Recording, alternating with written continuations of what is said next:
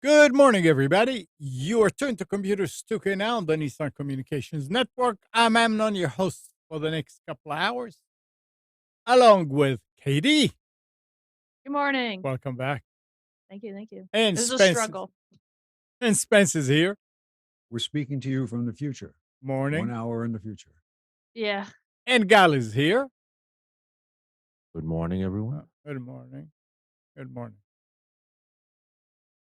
Yeah, I'll Nick. wake up in a minute. Yeah, I know. I'll wake up in the afternoon.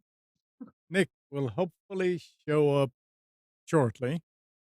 Our number is 919-518-9773, Computers 2K Voice on Skype. And this morning's show is made possible by Vimic Software and is sponsored by Tom Sinclair of Live Streaming Gear.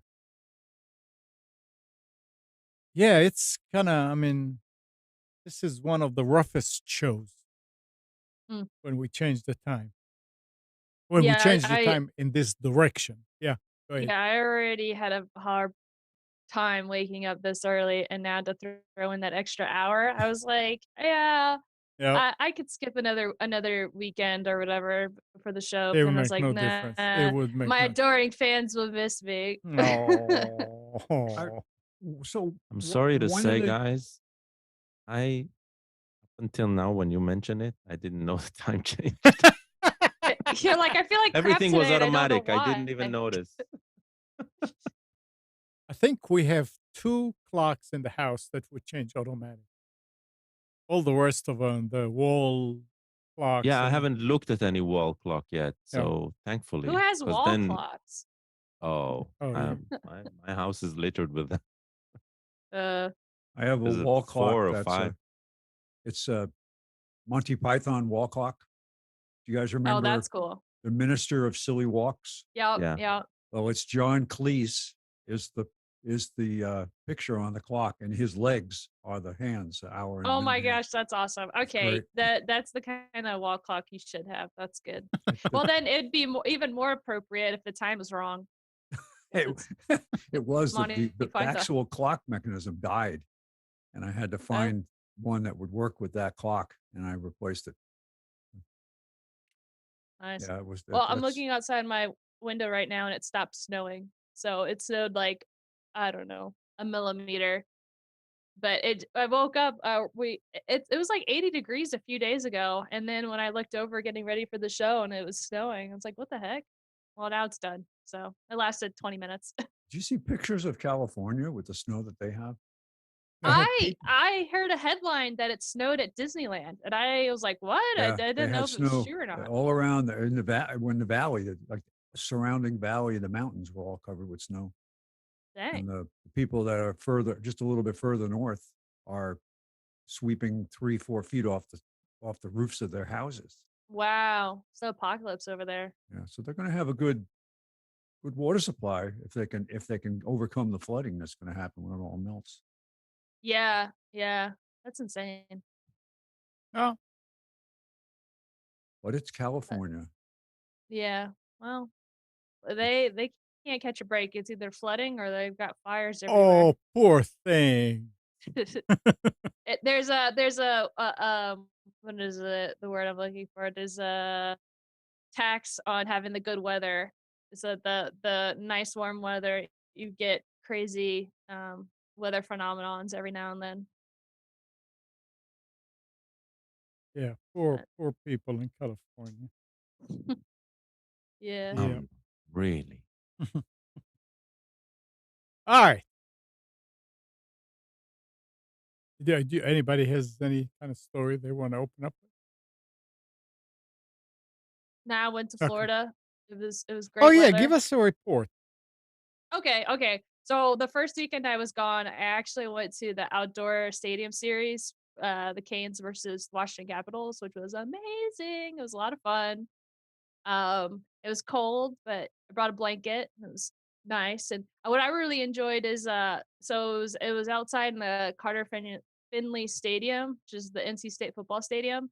And the stadium was huge. I think it seats like 70,000 people or something. But they had the NC State marching band there and a lot of college sections and stuff. And that was really cool that the marching band played in between plays and stuff like that. So I really enjoyed that. I think the Canes should get a marching band section now. 'Cause that was a lot of fun. And then I went to Florida to visit family and go to Disney World, and the weather was amazing. I've never been to Florida with the weather so nice. Usually, it's even though it's cold out, it's still humid and gross, but it was real nice. So then I came back, and now I'm here. No? I did get an email. If we want to talk about tech stuff and jump right into it. I did get an email while I was away that Microsoft closed their alt space VR department, and they've had a rocky month, I guess. They're closing down. I saw that they laid off 11,000 people, and a deal fell through with the military with their HoloLens. They lost $400 million with the deal, and they're cutting the VR stuff, and Oh. it's insane. But then I was reading this article and they said that they partnered with OpenAI, who makes Chat GPT, uh, and they didn't list the amount, but it says an extended partnership this Monday worth millions or billions. So they're switching from VR to AI. Hold on. Don't they have their own HoloLens, right? I think it's called, which is Yeah. Yeah, the the HoloLens is the AR. yeah, the HoloLens is the equipment, the VR, Yeah. AR equipment, glasses, and they had a deal with the military, and so they were developing stuff for the military, and apparently this latest contract or whatever that they were gonna make for it fell through, and that prompted I guess a lot of deals have been falling through recently with their VR stuff, and so they laid off a bunch of people, and now it says here that they closed their alt space VR, which is basically their metaverse. Oh, okay. So they dropped the software services part, not the hardware. Interesting. Yeah, they're not so their own VR stuff is called MRTK, which is what I learned last year, to make my little VR game, and, they said they're not supporting it anymore, and they stopped development. You So, Wow, had you I had to do it. they dropped the framework completely? That's weird. yeah.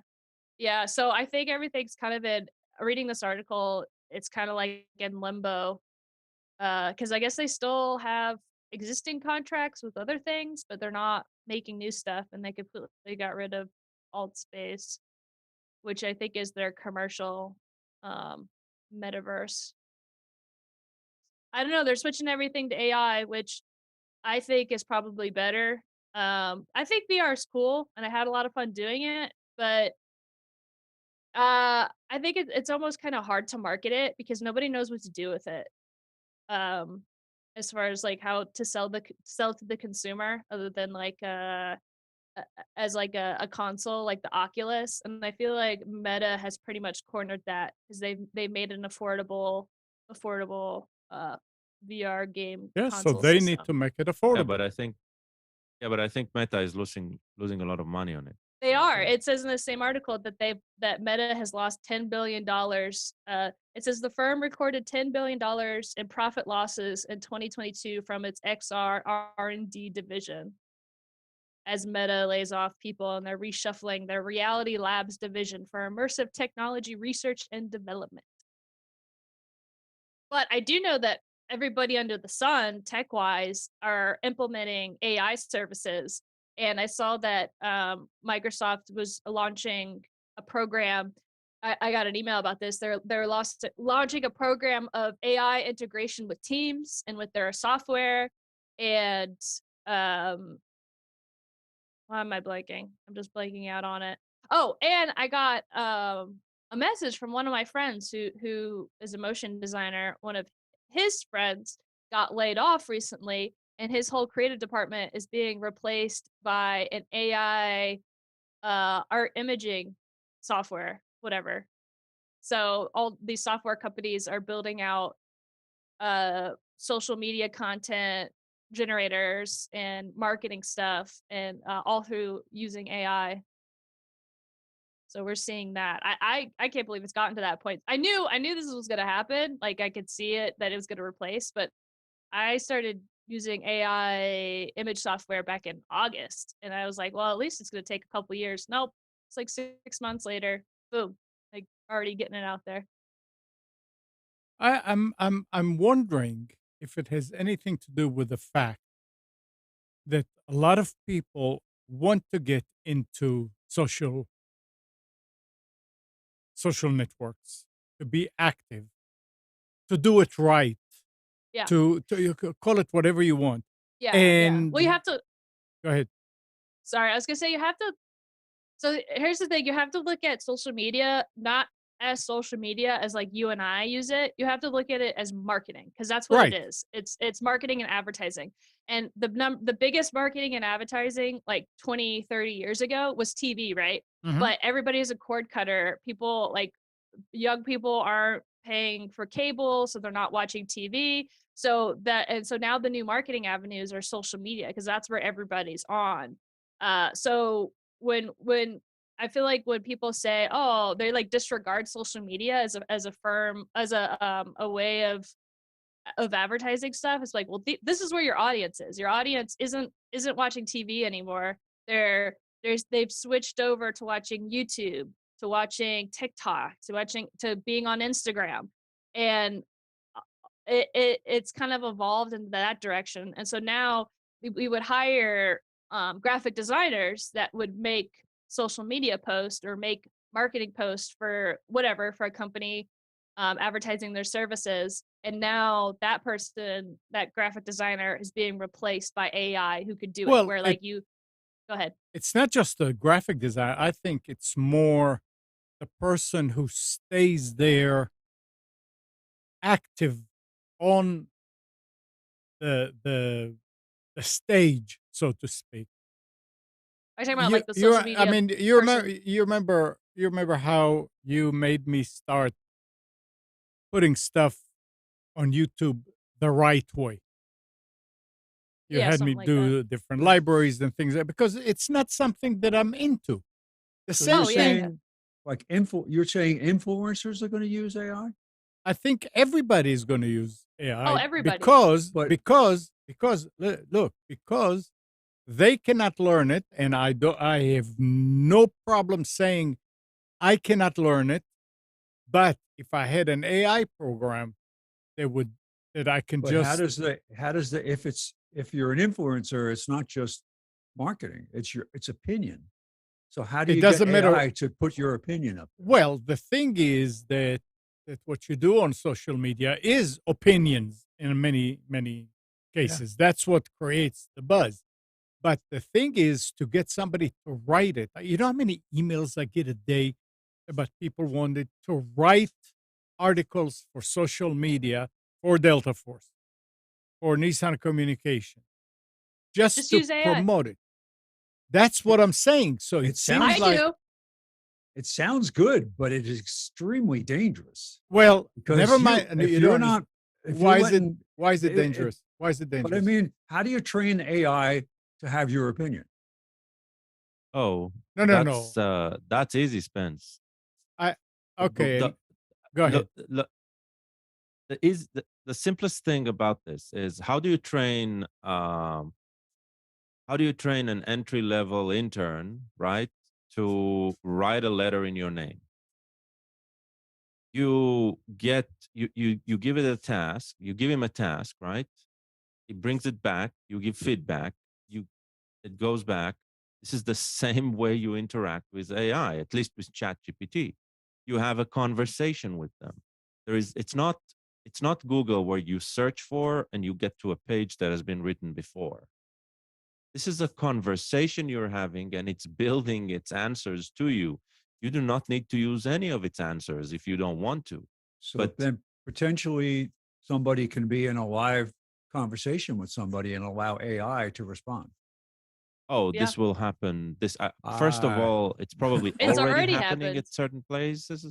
But yeah, it and will then happen. the person on the other end of the conversation has no idea they're not talking to the actual person. Less and less. It'll be harder to detect. Right. No, Just by intuition, it'll be harder to detect. I'm not interested. Well, I mean, Well, not interested. It No, doesn't I mean, matter from if my you're perspective, interested or not. People It'll can do happen. whatever they want. I will No, never but what I mean, partic- Spence, is you're Yeah. going to interact with it whether you like it or not. No, and Yeah. I'm saying that's fine from that side, but I will never contribute. I will never allow that to contribute my opinion. It's No, just- no, it's but- It's not gonna but about here- No, contributing I- your opinion. I Let me- think the word opinion is the wrong word. Here's an example of how I use AI to write stuff for me. I have a small business making art stuff or whatever.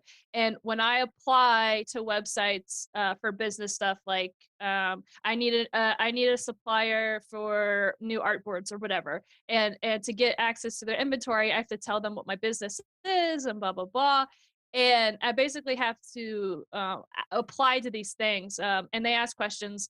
And so I'll go in there and I'll send the questions to the AI, and what I'll say, they'll be like, describe your target audience for your business or whatever. And I'm not an amazing writer, so if I wrote that down, I would have said, well, my target audience is people with similar hobbies and interests that like this stuff. Well, that's not very compelling. So I'll go to AI and I'd be like, okay, this is what my target audience is. Can you flare it up by saying this is for people that like this, that, and other thing? And it will write 2 or 3 sentences that sound like a pitch. Like they'll be like, well, the ideal candidate for this thing and blah, blah, blah, blah, blah. And I look at that and I'm like, okay, I like that. And I edit it and I put it in there. Or I'll be like, and then I ask it questions about what's the demographic for this industry. And they'll be like, well, according to this study and blah, blah, blah, blah. And it's like doing the research for me. But So that's how I all you're use it. building is like the little chat bot that you have when you're going for support from the cable company that asks you, so what can I help you with today? And Yeah, it but goes- Yeah, that's that's old yeah. school.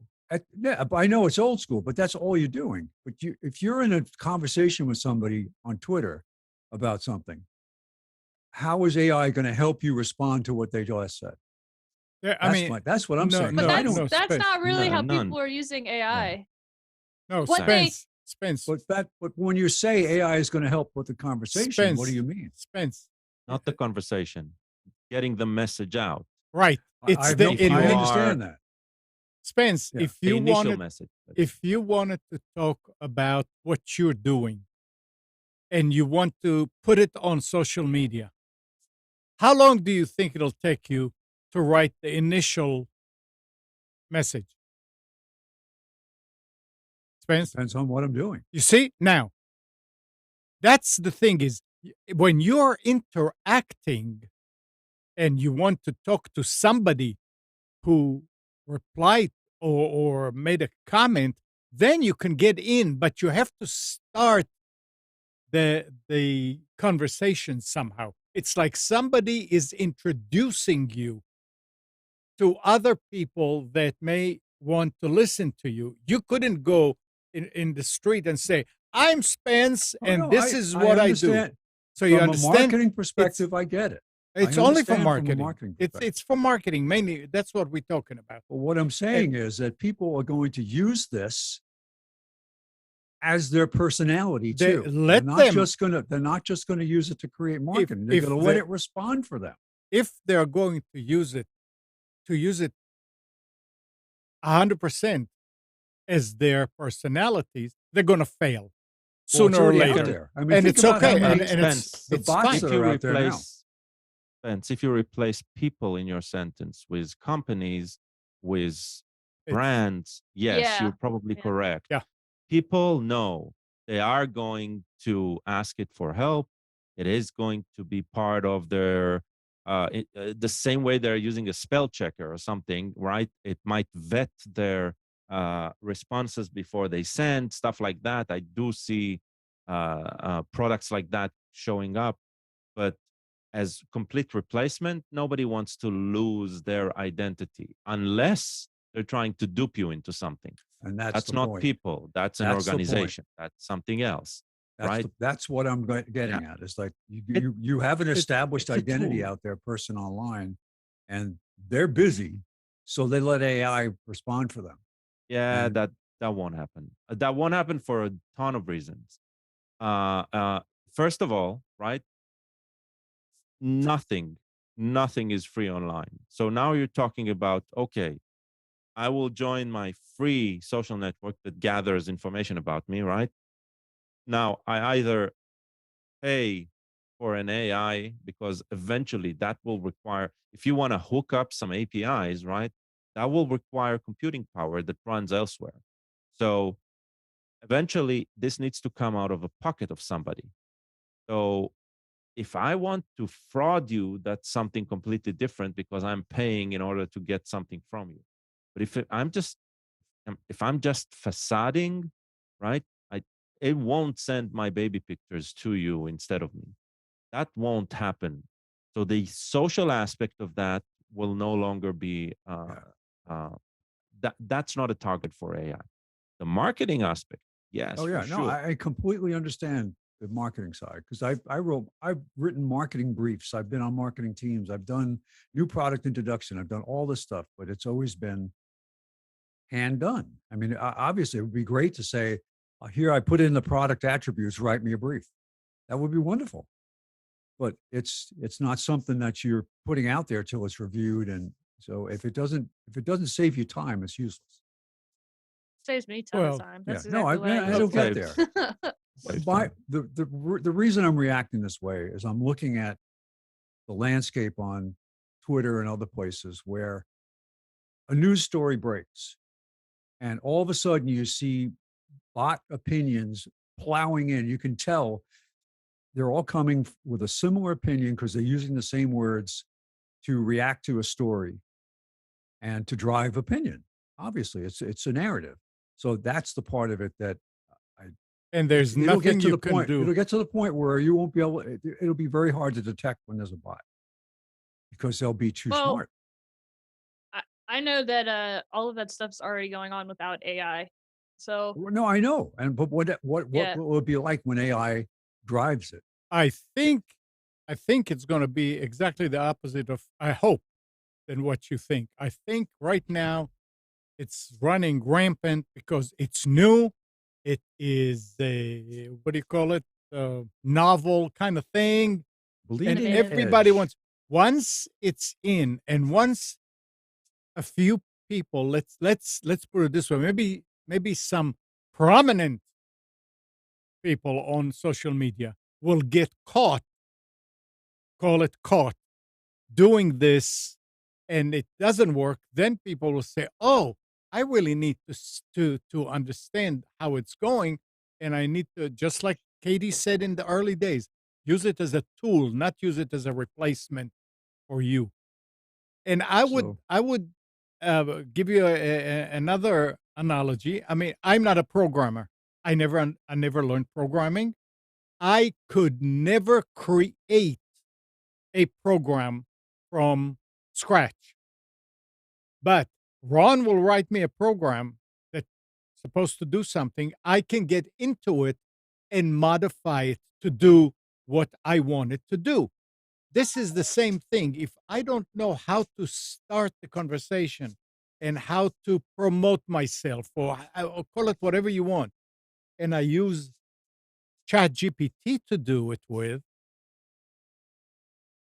I would let Chat GPT do the initial work, and then, and of course, you would have to go through it. You don't just say, "Hey, go tell them about me." No, you want to see what it's going to say, and you fix it and you send it out. But at this point, you have a good written article message, and you can do with it what what you think should be in it, and from then on, you take over. But you no, started the ball rolling. I The fully problem is, understand that because I've written yeah, briefs that I would cut and paste into new product introduction, new customers, whatever. I'd have a library that I built of what product are you interested in? And I knew exactly what to send them because I'd already written it. Vince, Right. we are from the older generation. Oh no, I And wait a understand. second, and we, you know what? There was an AI all along in tech support. What did we call it? Reading from cards. Oh, and that was exactly what I was thinking of. Is that you're creating a very sophisticated, intelligent I don't deck know of that. cards.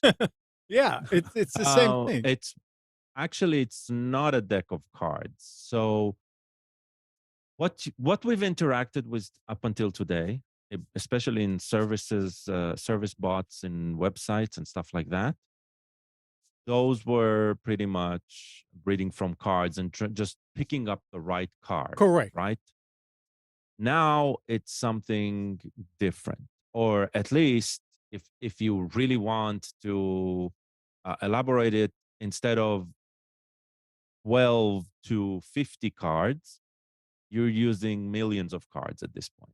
Right? Right.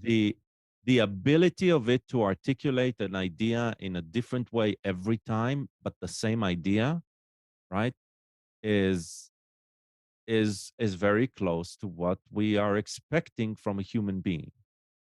And that is what's happening now. It is not about accuracy, which is also a human part. This is very interesting. Yeah. AI, the models of machine learning and the algorithms that are being used, it is not about giving you the most accurate answer every time. It is about giving you the answer that will look correct every and time. It's that is about similarity. But that's exactly like interacting with a human. true.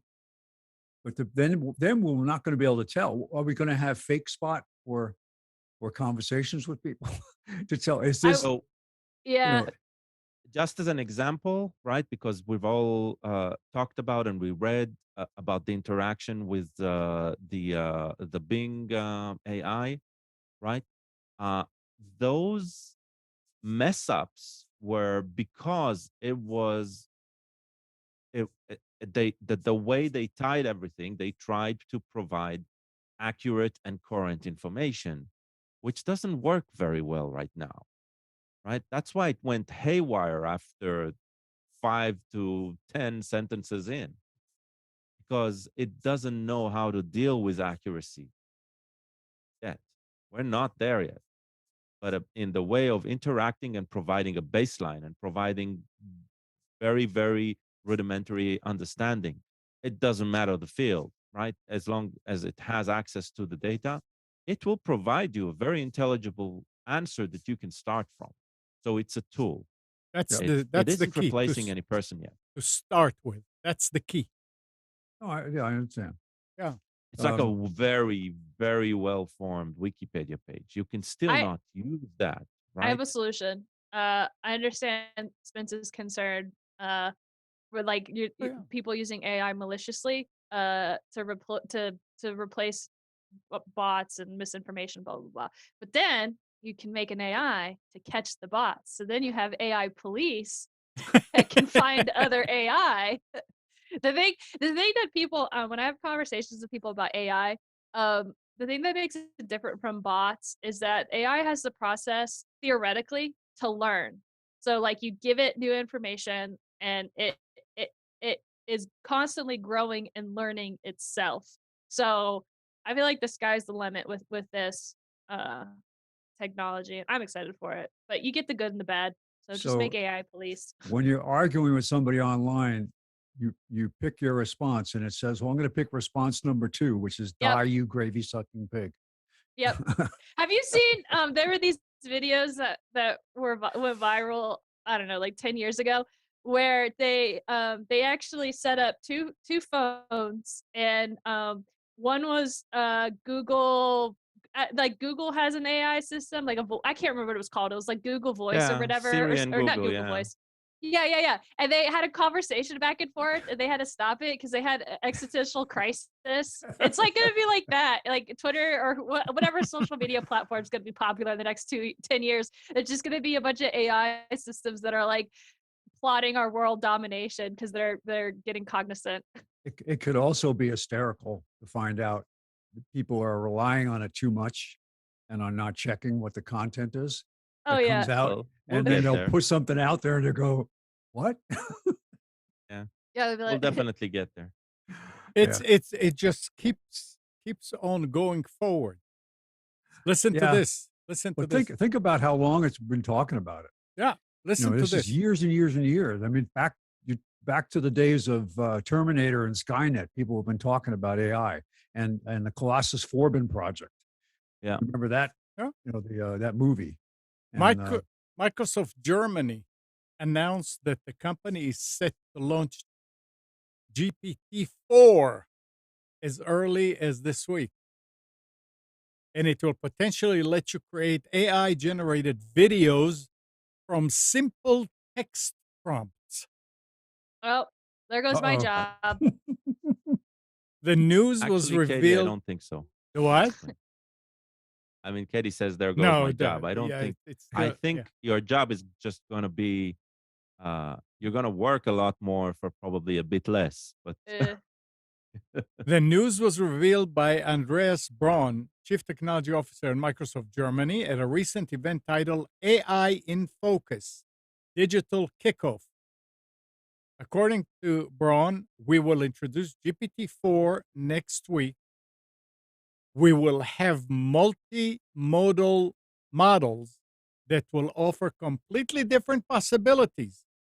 For example, videos. GPT-4 is an underlying large language model technology that powers apps like ChatGPT. Right now, ChatGPT can only reply in text form, but it looks like the imminent update will change all that. hmm. So it keeps on going forward. I'm really curious how AI does video because I'm thinking it from an animation perspective. If it's just animated graphics in the sense of like the text comes on the screen, then that's fine. Or like they animate logos or something like that. I don't know. I want to see an example. I'm very curious about I it. so playing with an eye this week. I did. I basically dabbled with two pieces of software. One was Stable Diffusion, which is one of the engines that is available as an open source project, and they have like a base database that you can download, and everything's running on my computer, right? Not locally here at home, not like ChatGPT where you or DALI where you give it a prompt and you get a response from it, and that's basically how they make money. So I was wondering I was really curious to see, okay, how would it run on an old i7, right? Like it was a good computer back then. Let's see if and the interface is very very interesting. And to your question, Katie, I think the way they're going to do that is a mixture of what we've seen from DALI, Midjourney, Stable Diffusion, uh, and the image to image options in there, where you give it a certain image, and it can, using a prompt that you give it, it will manipulate that image somehow. So if you ask for a video of a jockey riding a horse, right? And it produces the first image, and then it will produce movement of that image. Mm. Will it look good? Hell no. The Yeah, I was first about to say. iteration of it will be clunky and ugly.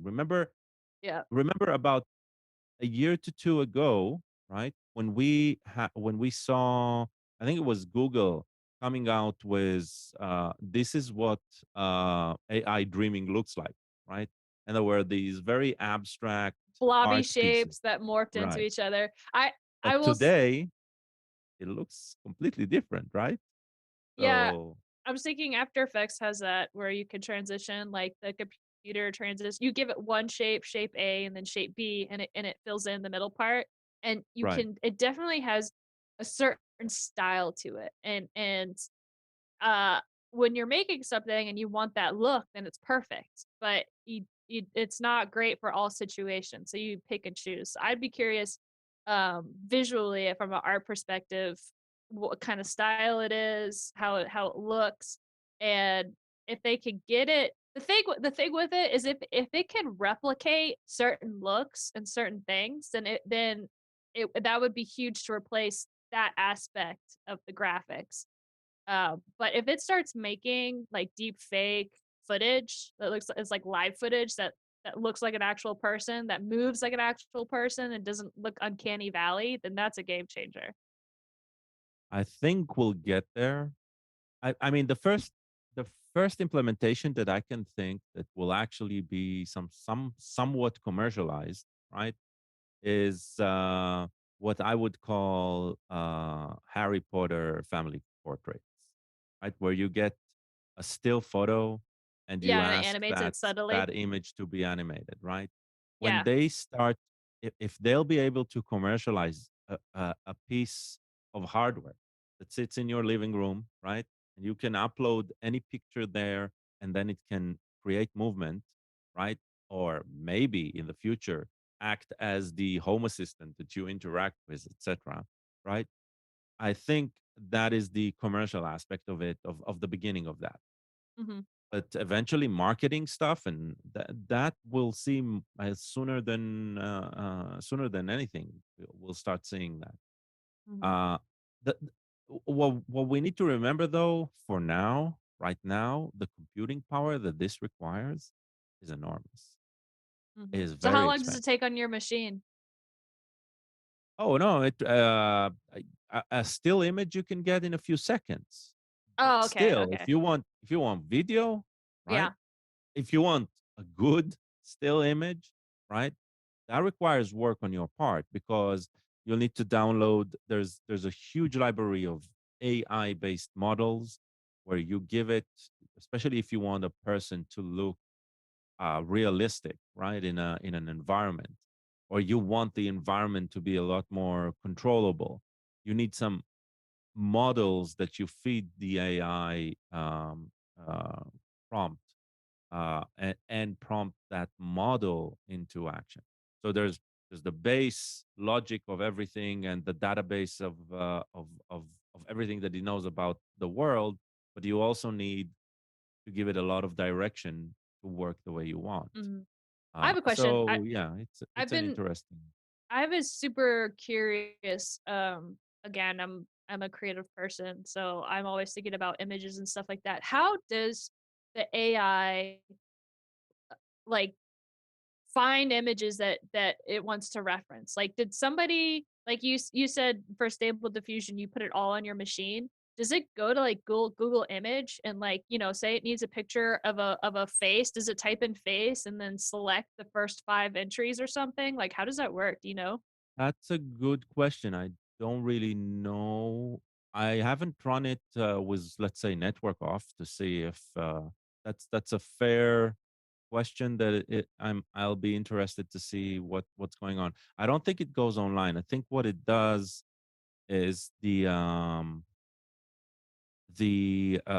data source that it's using as they have a name for it. I don't remember right now. But the basically the database that it pulls from, I think it describes to it what an eye is, what a nose is, what a face is, what in very general terms, and it uh, and so there's part of it that is about linguistic analysis of your request and building basically a visual model based on what you are talking about, and then there is, okay, this is how these visual models look like from what it already know. So I think that's the process that it does. How, even, I mean, even if you ask the developers, they cannot really explain how your prompt is becoming an image. They just know what works, right? Because Yeah. wait, it's the thousands and probably tens of thousands of parameters, maybe more, right? That it knows how to take into account and create something new. Because It's eerie that's what watching blows a my mind. progress, by the way, something you do not necessarily see online. So let's say you're asking it to make a single image, and so you can see the phases, and you can see that Yep. it's not drawing like a person, right? No. It, Yeah. yeah, It's it's like interesting. I use Midjourney bringing a dream and into focus or something. yeah, that's So exactly what it does. So I use Midjourney and Midjourney uses Discord as its UI or whatever. And so you send a prompt. There's a Midjourney bot in Discord, and so you send the prompt to the bot, and it will make an image. It'll upload an image as it's processing. The first image it uploads, it's just blurry colors.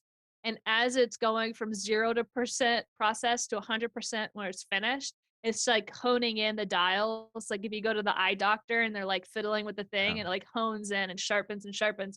But what I find super fascinating, and so they've worked all these years on using words like an eye looks like this, like you said, logistically. But then with Midjourney, I could say, okay, make a person, but in the style of Disney. So I know right. somebody didn't sit there and be like, well, the Disney style is characterized by this, that, and other thing. It fed it images, or it actively has a database that it types in Disney or whatever, and it gets these images, and then it makes the connection. But I want to know where it gets that database. Like, does it go to Google Image? Did developers like handpicked Disney images? Like, I don't know. Like, it's really fascinating.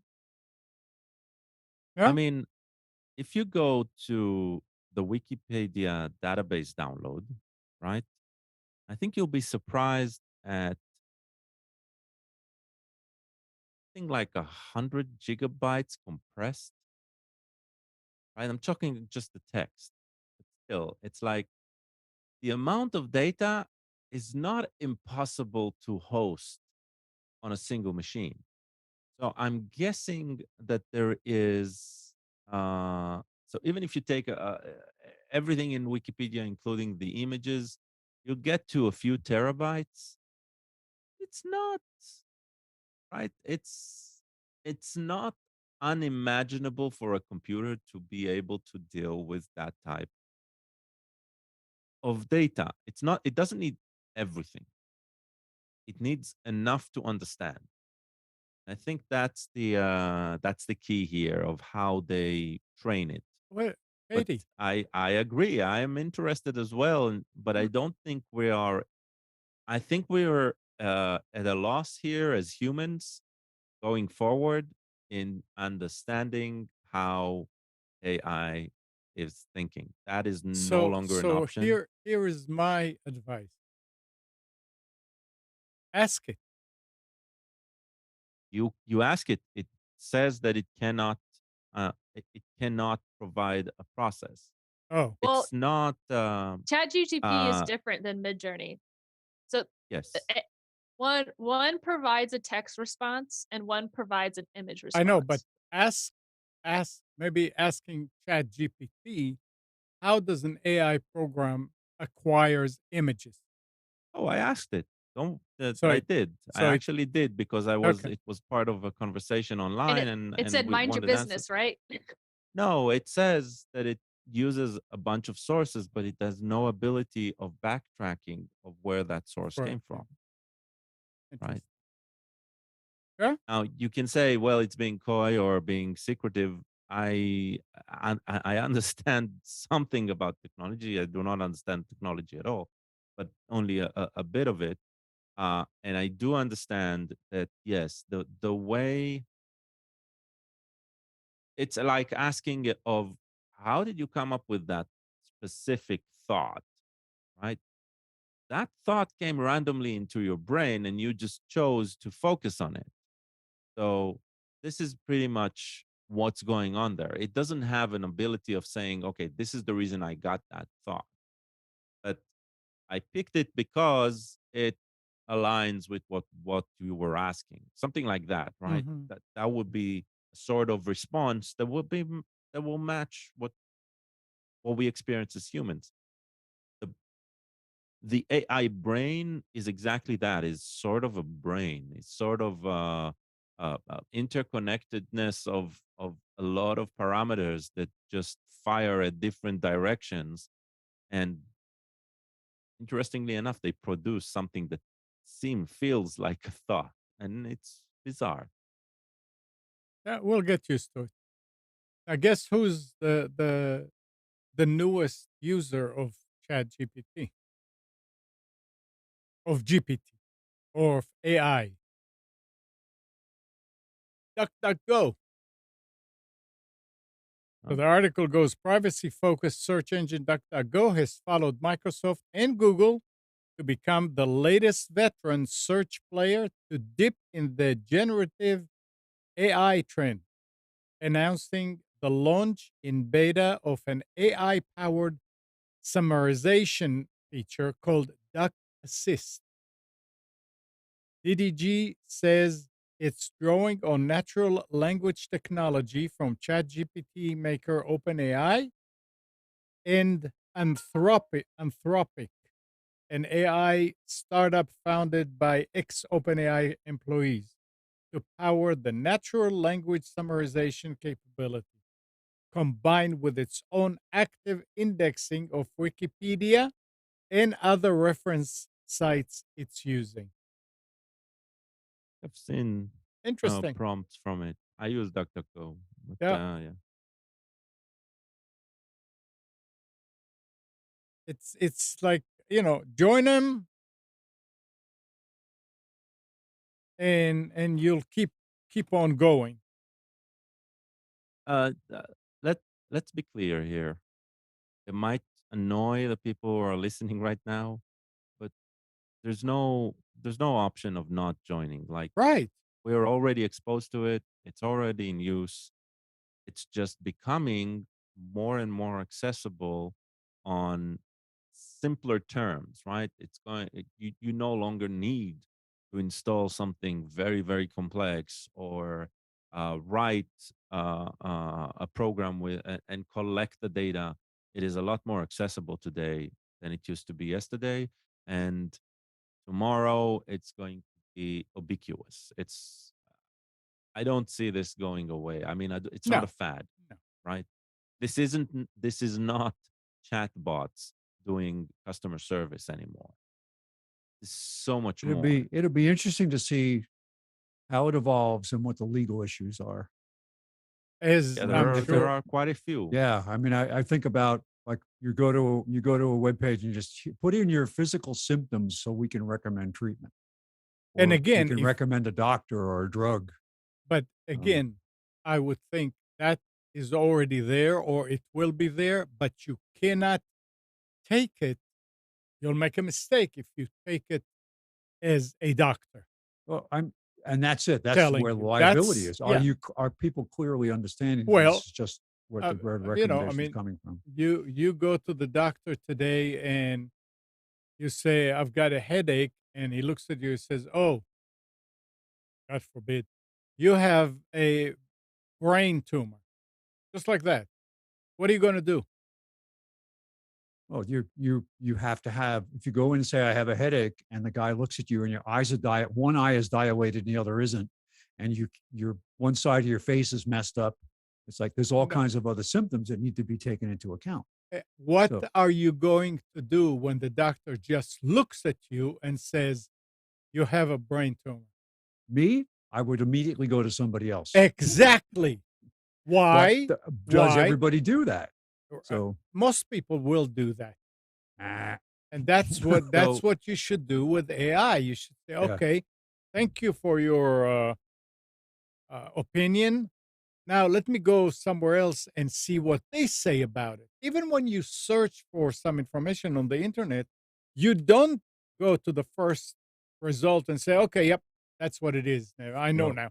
You go and look you at search more. look looking at man on the street interviews, and when they ask people basic questions that they can't get right, I I I fear for people who aren't curious, who don't look, who don't check, That don't you know, and this so some people will take advantage of that, and those people will be exploited. it's just Yeah, like real time.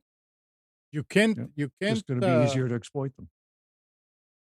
I mean, so I can probably provide a bit of insight uh, of the difference, or where AI is failing currently and will probably continue to fail and will never be the sole solution, right? So I do DevOps for a company that deals in drug design. And in the drug design world, a lot of companies today are, a lot of startup companies are trying using learning and AI to utilize that in drug design. The problem with that is that can only provide something that looks like another successful drug, right? And one of the biggest problem in the chemistry drug design industry is that machine learning on its own is just not a suitable tool because new drugs that will treat diseases that haven't been treated yet, right? They do not look like any of the existing drugs. Otherwise, there Mhm. will already be something to do. So maybe I can create a generic of something that already exists by changing just one aspect, and it'll look like the drug, etc., and react like the drug. But finding a solution to a new to a disease, it doesn't need to be new. To a disease that hadn't been treated yet, that hasn't been the work to try and find the treatment hasn't been done because it's expensive, right? Hasn't happened. That doesn't, AI is not the solution. It is a good accelerator for things that actually work already, but to find something new, I can that's see not the that the tool. acceleration would be very useful. Right. How would it So work in a how would it work in an environment, say, like you have issues with antibiotics becoming, um, because of the way they've been overused over time, the new generations of antibiotics, they're struggling to find new ways to treat bacterial infections. So I remember just reading recently about how there's a new third generation antibiotic as well. Is it really just a reformulated version of an older antibiotic, or I so can it? wouldn't know. I mean, Yeah, but I mean, it all of the could be chemistry useful. goes way Yeah, beyond my head. So but it could be useful in them helping to look at a solution and finding out, well, no, that's the wrong path. Try a well, different I can path. tell you what are the tools that they are using, and the tools that they are using today in computational chemistry, which has apparently, I mean, it started late 70s, but has grown from the 90s to now rather substantially. Uh, the tools that are available today for computational chemists are those that analyze interaction between chemistry and biology at different levels, right? Some of them require a lot of computing power, some less. But when you and the way most companies work right now is they they build plans of computation. They go through the process of computing and evaluating as much as possible the interactions between different aspects of that, right? And then trying to figure out, okay, so with all of this data, how can I find something that isn't out there yet? There's also a tons of issues, right, with patents and stuff. It's a world of its own. But AI will definitely help in identifying whether something is similar or not. Coming up with a Yeah, new solution, though, yeah. that's not the tool. So think of AI as, especially a tool like ChatGPT, right? And I think Katie said this again, and I totally agree. It is the best augmentation or replacement to a search engine because instead of going to the search engine and asking it, okay, give me a page, give me something that a person already produced about a subject, I can just go and ask this what is describe my problem and ask the question. It'd be It's very like getting a useful. very highly specialized assistant, right? Sometimes you struggle with the way you create a search string to Right, find an exactly. answer because you'll try different word orders and different phrases, and suddenly you'll find what you're looking for because you picked the right words. I Yeah. Right. I also think that this is my hot take. I think Google's outdated I think it's been so saturated by ads that when I search for something, it's not necessarily the best result, but it's the company that paid the most to Google to get the results on the first Yeah. page. Or the I company feel is like running the AI that is feeding these results. exactly. I feel like Yeah. there needs to be a shakeup and using AI results. I mean, you're gonna run into issues, these same issues everywhere because people want to make money or need to make money. So you if the AI result spits out a result, you have to use your brain to figure out, okay, was this actually what I want, or did a company pay for this? But I've been kind of getting frustrated with Google um, not giving me what I want. I'll type in specifically what I want, like I'm looking for a business that does this, but because it's so niche or so small, um, it gets overshadowed by the bigger companies because they'll be like, "Oh, well, here it is on Amazon." Like, no, I don't want it on Amazon, or this isn't exactly what I need. They recommend things that are close to it. And it doesn't mean that what I'm looking for isn't out there.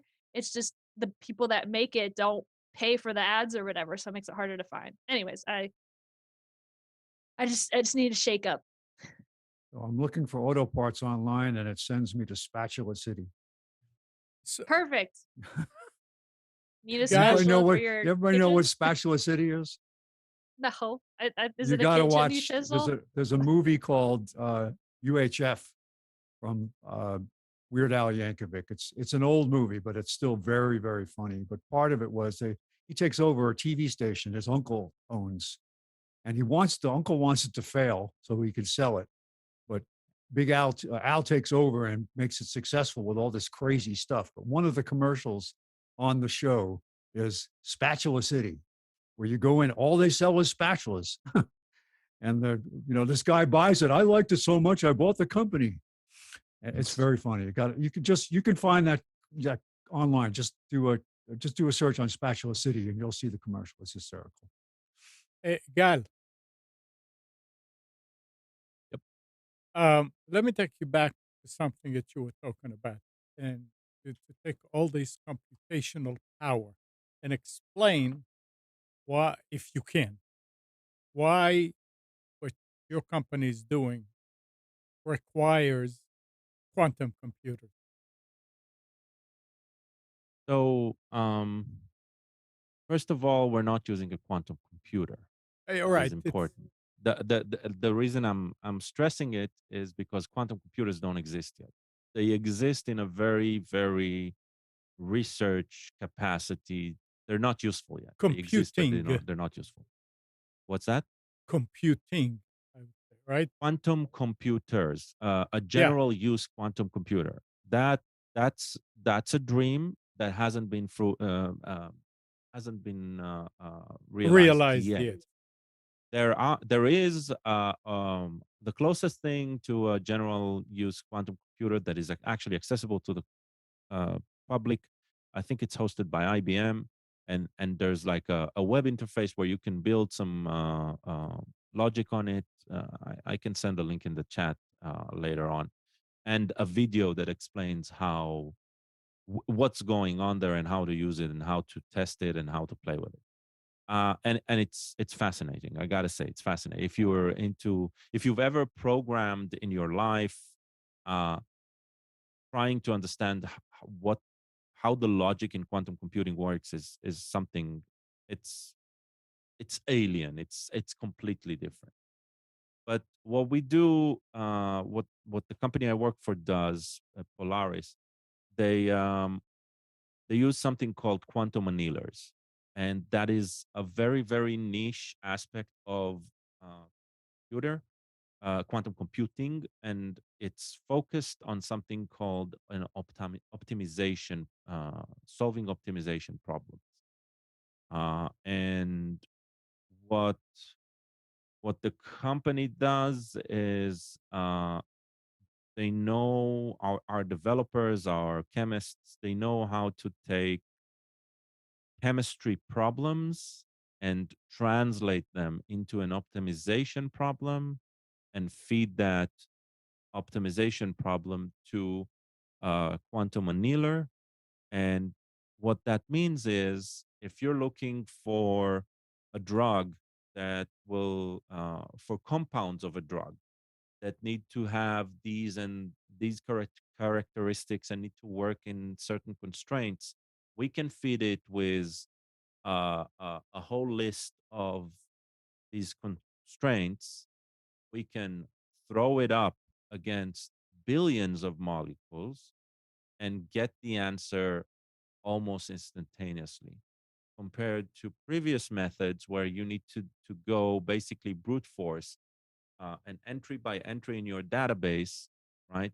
And try to figure out whether this one will match or this one will match. And those libraries had to be smaller to start with. So there was a lot of work uh, in the market to just make sure you're using the library that this company can sell you chemistry out of, or you needed to use the library of known uh, chemistry to work with drugs, etc. So the reason quantum computing entered into the equation was because the founders, they figured out that they can formulate the question, the problem solving question, into a form that can be fed to a quantum annealer. And quantum annealers already exist. There are a couple of companies that are running it. One of their main problems today is convincing the world that the solution they are providing is superior to uh, conventional computing, right? And we are one of the first to actually offer a service that a customer can buy and can use in that. There's some, I mean, just because I'm working there, I am exposed daily to news about what's happening in the quantum computing world, and I got to say it's fascinating. It's like, and I don't understand most of it. I hardly understand what we're doing, but since I've been there for almost a year, I'm starting to get it more and more. Obviously, I have nothing to do with the quantum annealer directly. That's what the developers are doing, and they're using it like a cloud service, right? They're sending requests over an API, and they're getting results. And it is fascinating to see the progress. Oh, thanks. That's interesting. It is. All right. Let's I mean, are we done discussing AI I said, and yeah. all right, let's switch here. Broadcasters are betting that antennas and modern DVRs will help them stay relevant. But a stalled transition to ATSC 3.0 and massive growth of linear streaming services could throw a wrench into those plans. Antenna television is back.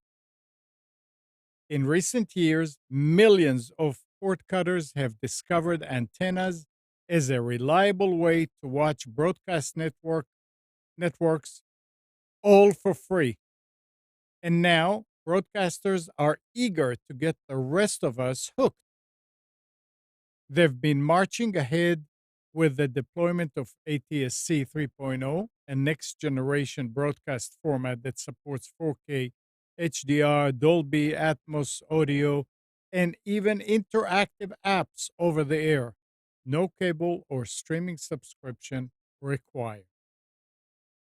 So we sort of like made a complete turn and we're back to antennas and TV through the air with a lot I of mean, if you think about the resources you need for deployment of broadcasting compared to the resources required to wire every single right, person to, I can understand it. I don't think anybody thought broadcasting was completely gone. I think the reason, though, that it's still strong is ridiculous, right? It's like, didn't we just invest like a ton in wiring everything? I mean, theoretically, the bandwidth of whatever wire that is coming to your home is a lot higher than anything you can get over right. RF. So it doesn't matter how sophisticated you're gonna make RF, right? That wire is still gonna win. So why is it so expensive? Yeah, That's where we're at. because One thing that I think that completely failed, by the way, is multicasting and broadcasting over copper, right? Or be it fiber. The Where everything on that is IP is point to point. There is no broadcasting, right. which I think it's a shame. It It's a is a loss, right? yeah, and Yeah. trust me, I know it exactly. Yeah. It's a shame because every channel that we broadcast on has to go through a CDN. Otherwise, it's going to kill the bandwidth because each person that listens or watches, it's a different. It's sort of like you put a a power strip and you plug the whole neighborhood into that. I mean, you can't.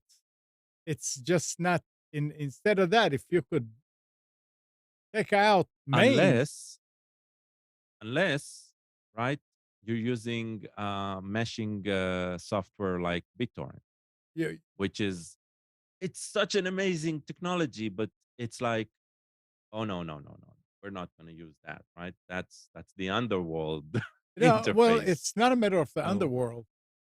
Let's talk about it a second. So let's say that we did use it. What would you do as the end user? What do you I'm need? just thinking about that cable box that we have, right? If that cable box was actually Oh, would work with BitTorrent, right? It means that every program that you're watching, you're also serving, right? And so while you're watching something, somebody else is getting part of it from you instead of, needing to create this huge infrastructure. You still need an infrastructure, but the infrastructure doesn't need to grow as use as grows. It stays the same, right? It right. balances itself. That's what I mean. Oh, oh, I mean, there's a reason uh the legitimate, right, Linux distributions, they understood that, right? And that's why, I mean, I know it's part of joke, right? Of I want BitTorrent because I want to download my ISO, right? Uh, the problem is that the joke's on us because yes, that's a single thing that we can chip into, and yeah, it's probably relevant. I don't know, a week in every 2 to 5 years, right? Depending on when you want to replace your OS and stuff like that. But if you look at, there are some technologies that use it. Windows updates, by the way, uses that. It's not BitTorrent, but it's something very similar. It's a shared.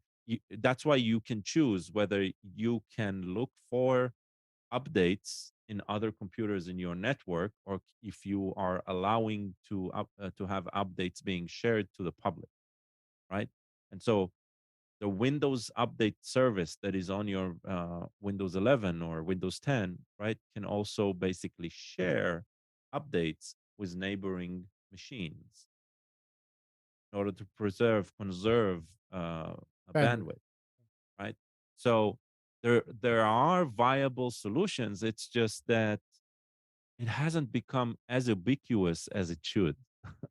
And CDNs, uh, I mean, that's the way they're built, right? Internally, they're built with something that propagates data across all of its nodes, right? Mhm. And you are just hitting the outside all the time. Uh, what if everything was just a huge CDN, right? You're getting to a lot of politics here as well, politics of technology. But you're right, everybody wants to own Yeah, the pathway of whether they're sharing or not. Yeah, yeah. so we're stuck with this very very flawed system. So antennas are back, and something else is back. The Recording Industry Association of America, the RIAA, has revealed in its annual revenue report that vinyl sales have outpaced CD sales for the first time since 1987. Really? Well, That that actually makes sense. doesn't surprise me though, Yeah. Sales of because vinyl's that physical classic.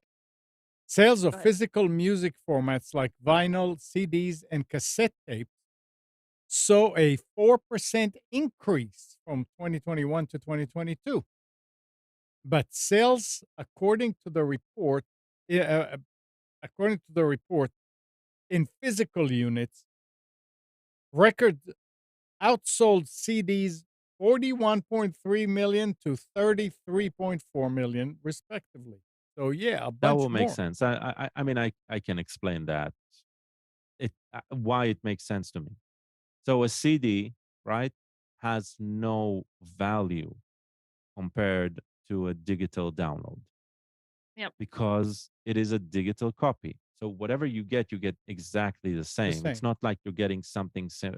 Yes, there are lossless compression and lossy compression, but in effect, the source data was that CD. So if I can go to what's their name, Deezer, where they serve lossless compression music, right? It is no different than just ripping a CD and listening to it at home. A vinyl record, though, right? Vinyl record, that's a completely different thing. That's an analog, Right. an analog date, analog playing of a recording, right? And that, or if I'm thinking of, okay, who still buys physical media, it's basically the enthusiast market, the collector. If you're going to collect something that is at least unique and not exactly the same of what you can have digitally. There's no Mhm. value in the CD itself compared to the vinyl. I want to add too to that. It's huge in the collector market, not just for the quality of the music, but also for the record artwork. So Right. Disney a few years ago started releasing vinyl soundtracks for their movies, and the movies came out 20, 30, 40 years ago. But they noticed a trend that if they put unique artwork on the vinyl covers, people will buy them. I mean, they already have the songs on their computer, but they want the artwork with the, and they'll make special limited edition vinyl records, or like the records themselves have special artwork on them, and they turn it into this memorabilia collector's item, and they're selling them for I don't know, but a lot more than CDs. I'm actually blown away on that you said that CDs sold 30 million CDs sales. I don't even No, know where no, you can get a CD anymore. well, they said that, yeah, that records versus CDs, 41.3 to 33.4. Yeah, and Yeah, when I go into 33. Target, I can go into Target right now, and if I go to the music section, the first thing I'm gonna see are vinyl records, and usually each artist, popular art like Taylor Swift had a vinyl record, and it was like prominent on display. I think it's so funny that they're switching, or that it's coming back, but everything that Gala listed is excellent reasons why. Yeah, and apparently, according to this, and I don't know that it's true, it's the RIAA. I don't know if they're talking about worldwide or really just in the United States. Probably United States. Yeah, that's But interesting. who's buying CDs? Like I don't know. I don't know where to get CDs anymore. Yeah, That's crazy. but keep in mind that if you're talking about somebody who can't afford a subscription, CDs make total sense. It's still a viable solution. The fact that we're not interested in it probably means that we're just, better Yeah, but off it's financially. That's all. no, but see, the thing is that everything's on YouTube. Like, it's illegal, Yeah, yeah, but but okay. So let's. But here is something that you as a young person don't think about because in the car with a cars radio. don't even have they don't Wait, even have wait, CD players. wait. In a car Okay. with a radio that doesn't have a USB thing. It has a CD player. Just this is how a Yeah, lot but of nobody cars. uses USB either. Huh? Yeah, it's all Bluetooth. Nobody uses USB.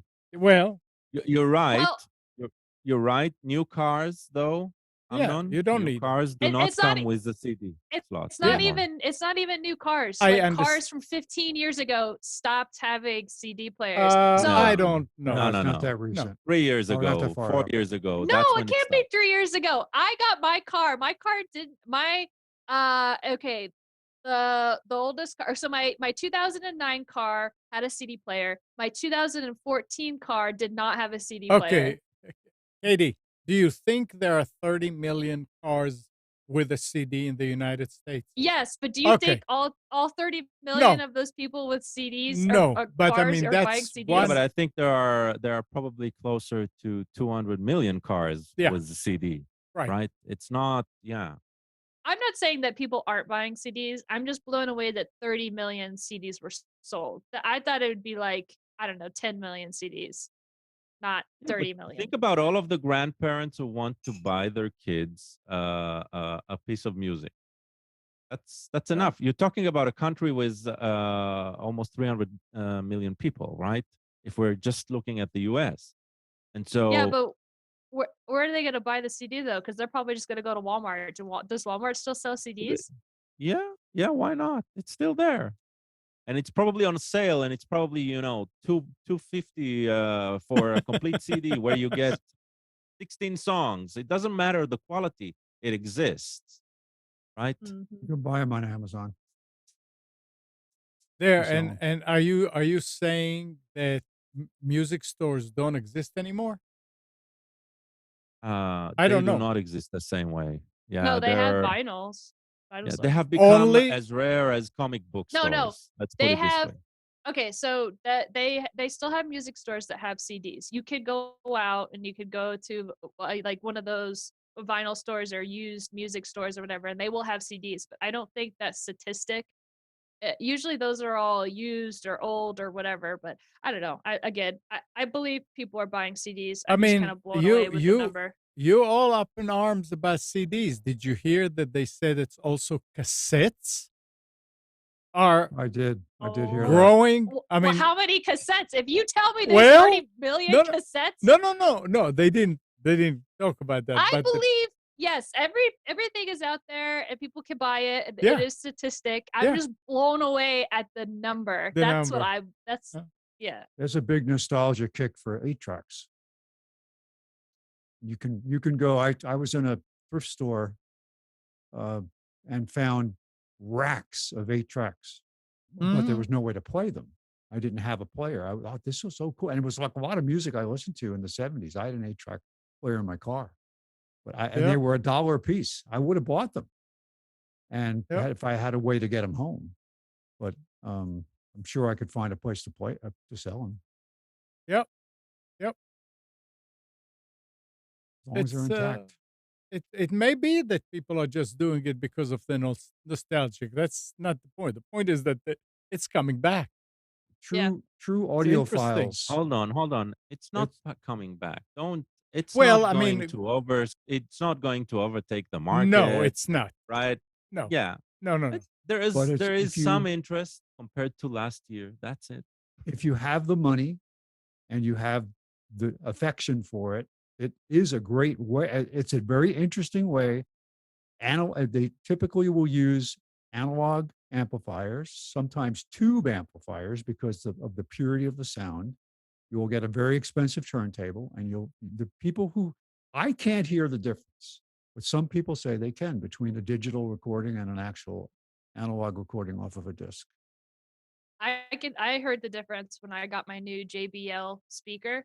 When I heard music coming out of that, I was like, wow, this is quality. Like Yeah. it's just clearer, louder. It's nice. But Right. that's digital. That has nothing to do with the difference between a turntable and digital media. No, I know, but Spence That's just said what he I'm couldn't hear saying. he couldn't hear the difference. But we're talking about the difference between quality or products or whatever. And I was just saying this expensive speaker, I could hear the difference between a crappy speaker. Yeah. I remember buying my first CD player, and it was $250, and that was a Jeez. mid-grade one. And buying Yeah. discs, they were like $6 or $7 at the time. And this is back in the early '90s. maybe even earlier than that. And I thought it was great. The sound was, because I had all my old records were scratchy and messed up. So it was really getting oh, this is a great version of it. And I'm sitting in a dentist chair one time, and I was on a business trip and I had a tooth problem. And well, let's give you these headphones to listen to Music. while we're working so you can relax. And she says, it's a CD. It's great sound, but the digital stuff is going to mess up your brain. Yeah, you're gonna get microwaves. It's like, so why are you giving me this? She said, yeah, it comes from digital and it's not good, not healthy for you because it's digital. Oh my gosh. I'm sure that person doesn't use a cell phone either because they're afraid that it's gonna fry their brain. No, she uses the cell phone, but it's frying her brain. That's it. Oh, okay. Anyway, I've got a shelf full of vinyl right there. I don't know. There's probably about 200, 300, 400 LPs. Well, Yeah, but those you're are on a seven, gold those mine. are I haven't touched them in years. those are You know, you 78s, can buy. Amnon. What? Those are 78s. Those are from No, the you know. 78s we played. Remember, Katie? Mhm. Amnon's got one of those original music thingies from the That's- 1800s yeah, that you That's you what. do this. Oh, and the it Edison spits out. Edison phonograph. Yeah. Yeah, Yeah, that's yeah. what I'm talking about. And it those was things are it was loud. it was too loud for them. Oh, Yeah. it was there's no volume control. And so Yeah. that's why it's in a cabinet because you just have to close it so it muffles it. But it sounded cool. Like it was it made me feel like I was at the Tower of Terror at Disney World because it's like themed the early 20th century and that kind of old like da da da da da jazzy music or whatever. And I'm like, am I about to be haunted by a ghost and fall down an elevator shaft? Because that's what Tower of Terror is. It's fun though to see that It that is stuff cool. is I liked it. still working. Yeah. Anyway, so Spence, you changed your Oh, Spence is not here. He stepped away. Yeah, that's fine. You were talking about TikTok. Me? Yeah, you mentioned it. Yeah. TikTok. Yeah. Are you realizing that more and more governments are banning it, and it's almost worldwide? I don't know. I did hear or see a headline that there's like a bill that they're gonna ban TikTok. That's and I don't care. Yeah. Please If ban they it. ban it, Please if ban they it so ban I don't it, stop. It's addictive. yeah, right. If Vine came before TikTok, they got rid of Vine. Well, not the government, but it closed or whatever. Vine went away, and then TikTok came up. So this format is too powerful. So if TikTok goes away, something else is going to replace it. So whatever. Well, it's Well, I already mean- being replaced, right? I mean, YouTube, Instagram, they're all doing the same thing. So they're trying.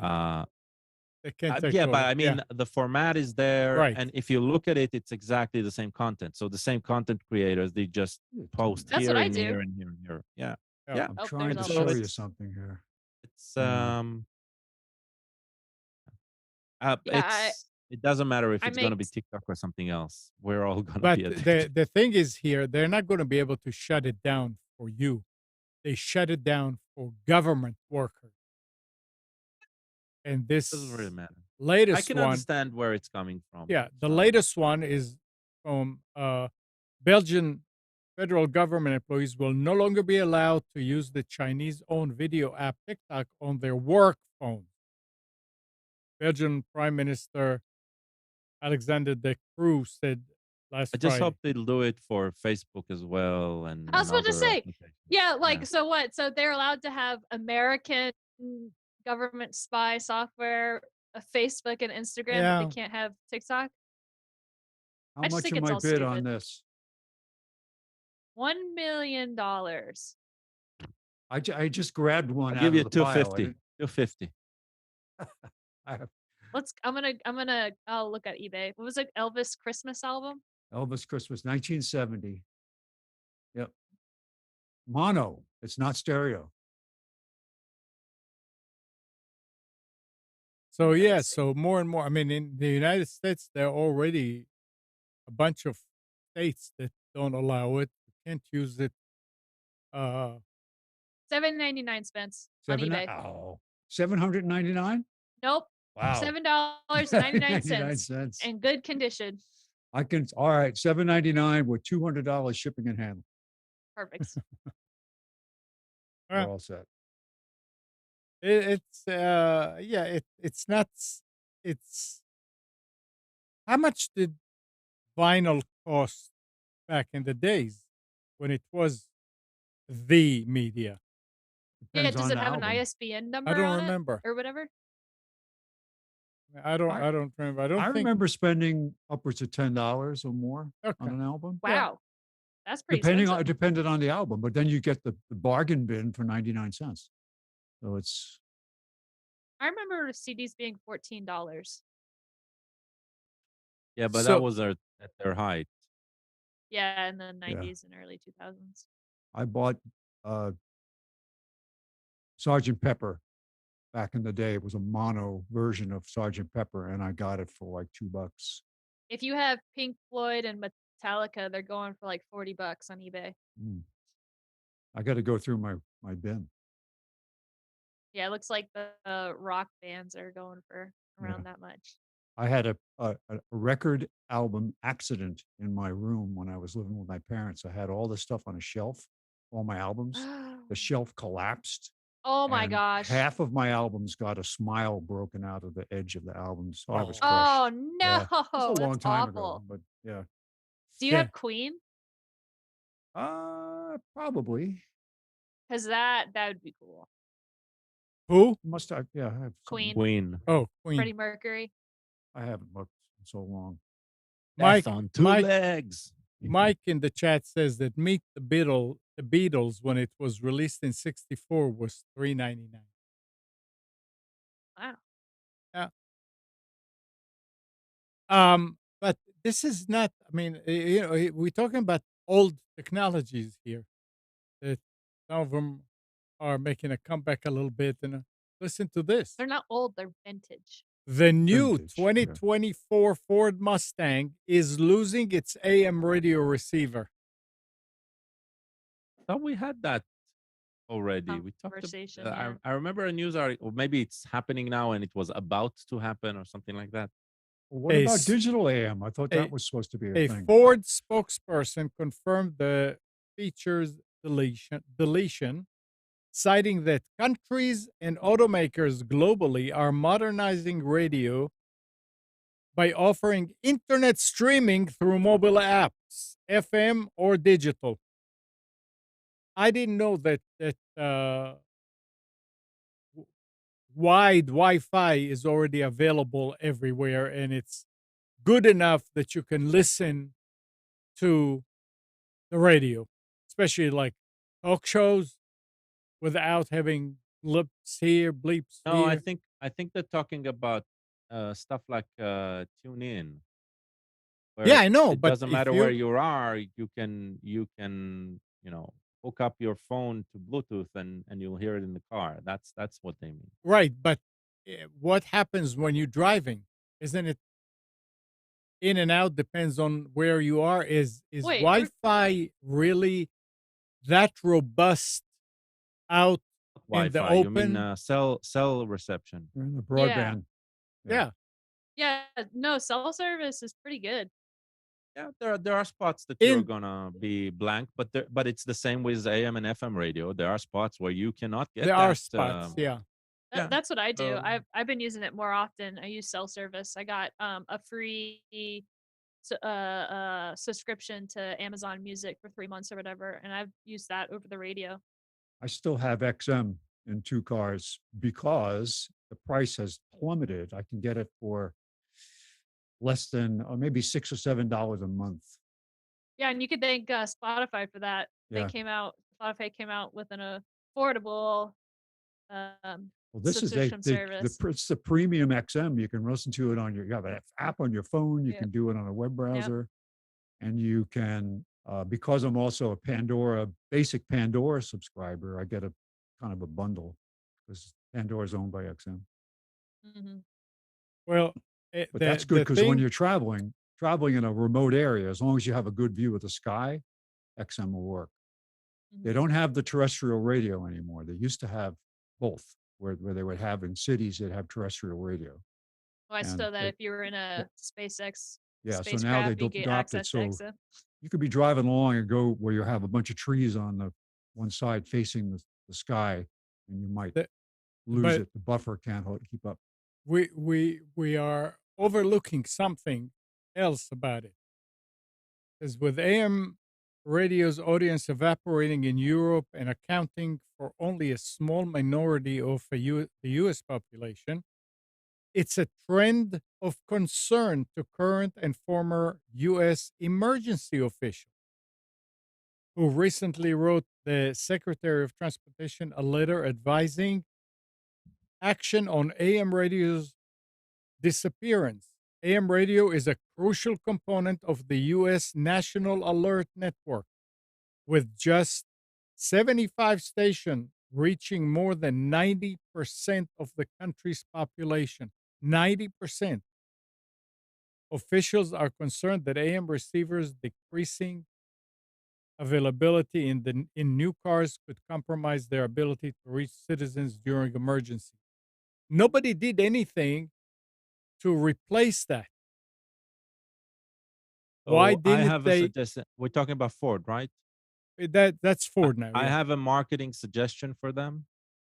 Every time you buy a Ford, you get a handheld AM transistor put in the, to put in the glove compartment, Yeah. Yeah. and they can shut up the government about that, and that's it. I mean, I really don't understand. It's not. It doesn't seem like. I mean, I don't know it. It doesn't seem like it's a big thing to So include AM in a radio. I remember when we talked about it. I don't remember how long ago, but I remember the same exact thing. I think what's new here is the government response here. That there is government concern, so that's why we're hearing about this again. So There is no somebody's government just lobbying concern. hard. There's no government concern yet. It's the emergency system operators that are writing the government saying, "Hey, Okay, yeah, so that's the news. yeah, Okay, um, and I remember the excuse. The excuse of excluding the AM, right, was that taking it out reduces the amount of testing and RF shielding that is required, etc. Because AM is very susceptible to that. So it like simplifies the entire manufacturing process, which back then we also called bullshit, right? It's like it's some look I don't know." at a certain point, certain pieces of technology they should go. I am fine with that, right? I understand that, and the concern of those government or the emergency Emergency notification services, system. right? Uh, the solution, right, is what, a $5 to $10 transistor that does the work, right? There are It's people like that market Um, emergency radios, where you have a little crank on it. It's an AM FM shortwave right, band and it radio, has, and my yeah, it you can my doesn't buy need to be you can buy them. charged or anything, Mike right? Yeah. Yeah. Mike has a comment in the chat. It says handheld radios will not work in a car because of the surrounding metal, which is why we have Yeah, I understand an that, but antenna. But I mean, in an emergency, I mean, there's nothing we can do. If Ford wants to take it out, Ford will take it yeah, out. exactly. There's nobody can make them put it in Yeah. there. There, Mike's point also about FM doesn't, the distance there isn't there for Yeah, FM, where AM will go a lot further. There's a lot of small towns that have small AM radio stations right. that need this. Yeah, You know, it's a part of their culture in these small towns. If you take away, and there's low power FM, you can get a low power FM station that's very limited range, but yeah. That's for a AM, neighborhood. yeah, AM is still viable Yeah.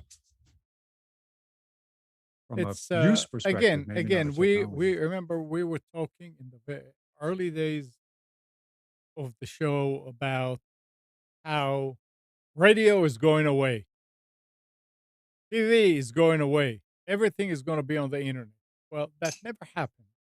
And I don't think, again, today, when you see what's going on, it's not going away. It's changing, but it's not going away.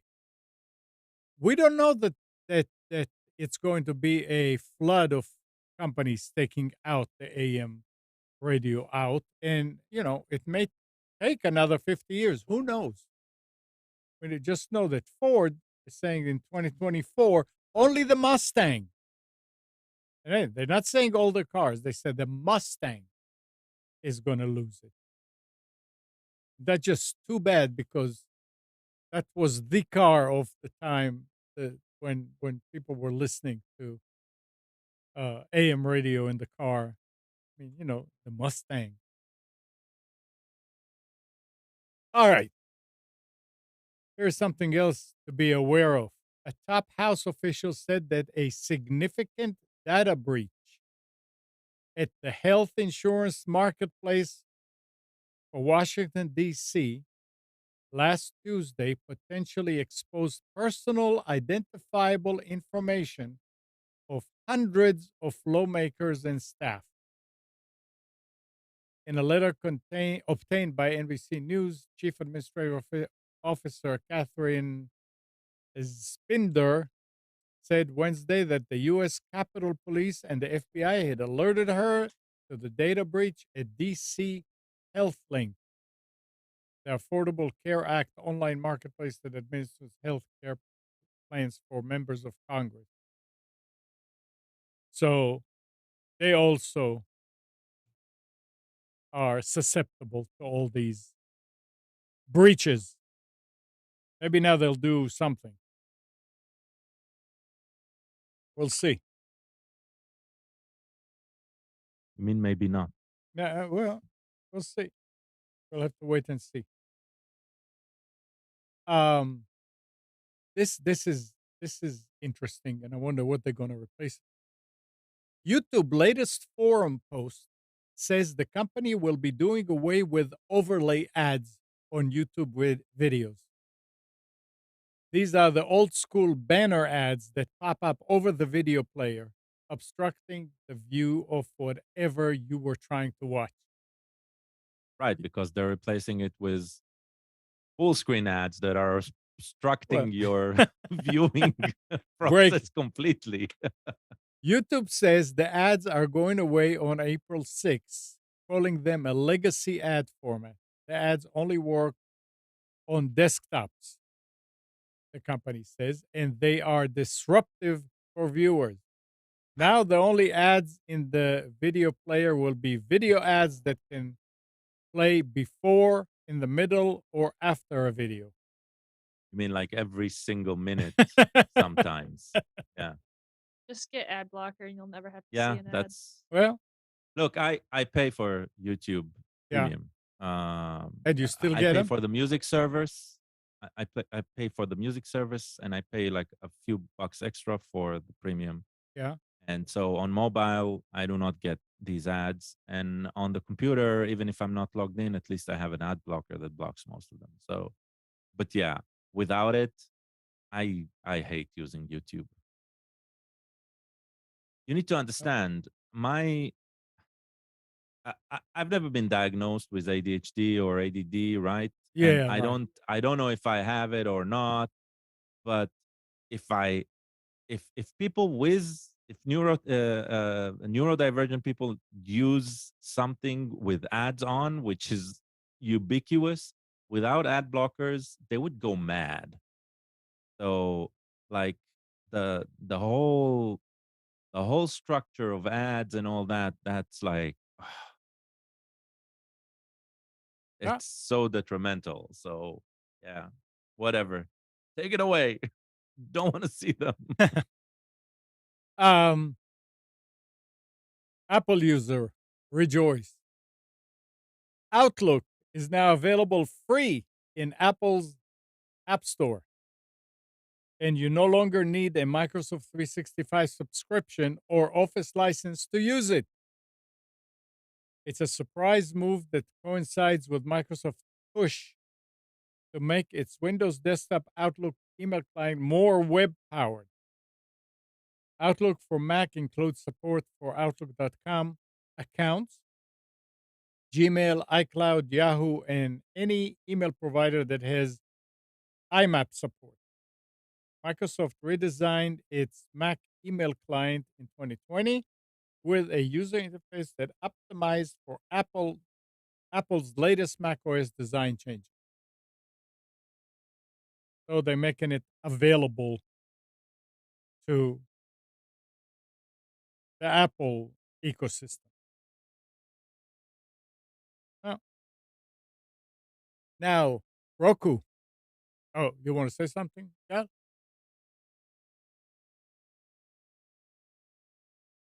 Starting to say something, and my mic went out. yeah, you're not. Uh, it seems like they're really investing in being available everywhere Yeah, once more. They used to have that uh, take on things, and then they tried to create their own hardware for a while, and luckily they did not go the Apple way. yeah. Yeah. And Roku's upcoming Select and Plus TV sets will be a Best Buy exclusive. And the streaming hardware company is planning to cross pollinate its ad data with Best Buy's own ad system. The Cross part, pollinate. yeah, cross pollinate. Can you see the bzzz? The partnership includes the whole TV lineup that Roku announced at CES this year, and outside brands can partner with the duo to target product ads to Roku viewers based on their Best Buy shopping habits. What if you just go and you buy a TV at Best Buy? You never set foot again in there. What are they going to serve you? I guess the Best Buy paid them good money for that. Well, how would they target your Best Buy Uh, purchase? I don't know. the re- Like something doesn't add up yeah, here, right? because it's not like I you mean, have to. yes, it'll target the Best Buy buyers because if you bought that TV, that means you got it from Best Buy. So Best Buy products I can see, Yeah, but but how can they cater to your personal. purchase history if Yeah, there's no, well, if you register your account with a Best Buy account, then maybe. If I recall correctly, in order to activate a Roku stick, you need to log in once. So I don't remember anything about the TVs though. yeah. I don't. So I was just interesting. going to ask. Yeah. But if I they don't are know. creating their TV, then maybe they enforce a Oh, login. Yeah, maybe. AI built into TV would be great because you sit down to watch something and then the TV says, "You won't like this show. I suggest this one." I'm sure there are going to be, I mean, in a way, if you think about it, the way Netflix presents Yeah, suggested for information, you. it Yeah. is it is AI. You still spend an hour choosing. Yeah. And So some of the stuff they suggest to me is like, what? Yeah. All right. Here is an interesting article too. It said the author goes, for once, it wasn't T-Mobile. AT&T is reportedly informing around 9 million customers that a hacker accessed some of their information. It doesn't seem like an absolute worst case scenario, AT&T told Fierce Wireless that credit card numbers, Social security numbers, and password weren't included. But it's worth keeping an eye out for a letter with more info if you're an AT&T customer. I didn't get one yet. So, yeah, yeah, we'll see. It's just amazing with I all the mean, ransom and hackers trying. It seems like you should have a department, a good, robust department in your company that only looks out for that and makes all kind of protections that things like that will not happen. But yeah, one person can But you screw the know whole these thing up. exist. It's just, Yeah, I mean, Amnon, come on, man. Just think about your home network. yeah, And now multiply that right, exponentially, right, right? right. And try to protect that. Yeah. That is, it's not that easy. That's No, all I'm it's not saying. easy, but you need to do more. It's gonna continue happening. Yeah, And look, there's a shift. There is a shift in the security world of how infrastructure should be built and how it should be built with security first, right? Uh, you've probably heard a buzzword called zero trust, and that buzzword is exactly about that. One of the aspects of it, for example, is never having a port open to the internet. It right. sounds really, really bizarre, right? But the architecture addresses that. You open something to the internet, but in no such way that it is open to your internal network. Your internal network reaches out to whatever Mhm. opens right outside and stuff like that. And people are in the opinion that this change in paradigm, this change in architecture will help reduce this. But this is, you cannot expect an existing network to suddenly switch and be suddenly Yeah, zero trust, right? So I am guessing for the next 4 to 10 years, we're going to hear about these breaches more and more and more and more. And for now, we haven't heard of any major breach in any major banking system, but that's going to happen as well. All of this is going to happen, right? So everybody needs to brace themselves for that reality. In the meantime, they need to do the best to protect what they can. right. And they need to start thinking, right, about what information they are continuing to put out. And that needs to stop. That putting out of information willy-nilly on any system, right? That needs to stop. And the U.S. as a government and as state governments and as a federal government, the laws, they need to be there for full accountability of these systems, right? Uh, Making sure that if I put my small piece of information, be it just my name, somewhere, that I am by law, I am protected, right? Whoever is holding that data for me is accountable. That's the most important aspect of it. That is the only thing that is going to drive any change. Yep, yep. I was I was awakened early this morning because of security. Were you here when I was telling? No, you. I was Yeah, yeah.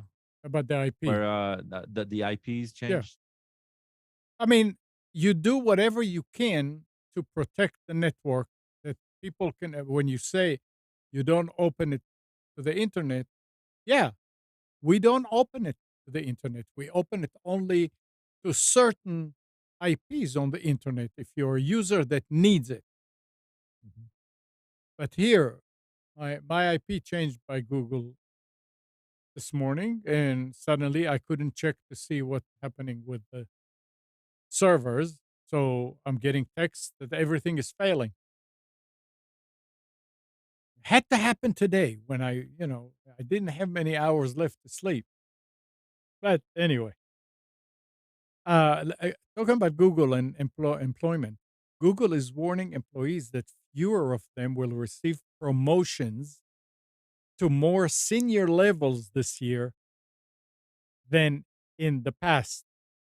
The process is manager led and will be largely similar to last year, though with our slower pace of hiring, we are planning for fewer promotions into level 6 and above than when Google was growing quickly. So, I mean, what, you know, what a feeling an employee who said, "Oh, yeah, and I've been here and I'm supposed to be promoted. Oh, no, no promotions this year. Sorry." Ouch. Yeah, but this is in line with a lot of companies Oh, that are yes, either everywhere. not increasing pay, no bonuses. Yeah, I mean, Um, this here is kind of disturbing a little bit. Google Groups, that's what the author's saying, is dying. Its epitaph is not yet inscribed on the killed by Google website, but the end is easily seen from here. Although it should also be noted its death was called as early as 13 years ago. The deficiencies in Google Group search, supposedly Google Forte, have long been noted. Lately, though, basic features have just stopped working. Why care? Google Groups is, for whatever reason, the de facto standard community website in the formal methods community. PLA Plus uses it. Don't know that Prism uses it. Other companies and yeah, organizations, and a number of other tools that he says I could find at least have presence on the platform. These communities take time to build. Their value resides in the number of people who think of them first whenever they want to ask a question or just talk about these tools. Many websites link to these groups or to specific answers. Um, there was a big migration from Mailman to Google Groups for people that wanted to have a mailing list. yeah. It's like it, Um, it's another, but it's another tool that is being replaced by other tools. yeah, And yes, it hurts the communities that are using them, but as long as you rely on a free service by some benefactor, in this case it's Google, right? yeah, yeah. Um, at one time it will disappear. I think it's a reality we've all learned to accept. Nothing that is free on the internet will stay free forever. And you cannot complain when it goes away. I mean, you can complain how much you want, but Well, yeah, unless you do not have a backup plan in place, right, right? right. And you put all of your eggs in a single place, Yep, and you do have zero control of that single place, this will correct. happen. Yeah. I mean, a good example of this, right, is you look at DNS addresses, right? Uh, there were a few that offered free DNS solutions.